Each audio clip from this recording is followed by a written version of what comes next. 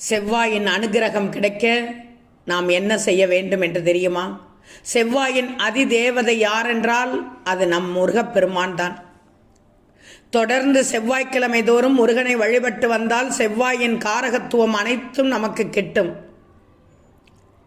அவரவர் ராசி நட்சத்திரங்களுக்குரிய அதிர்ஷ்ட தரும் முருகன் கோவில்கள் என்னவென்று தெரியுமா?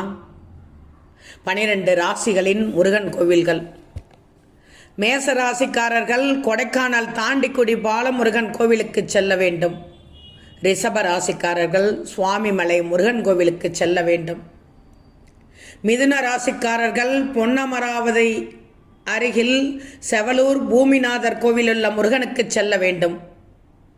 கடக ராசிக்காரர்கள் பழனி முருகனுக்கு செல்வது சிறப்பு.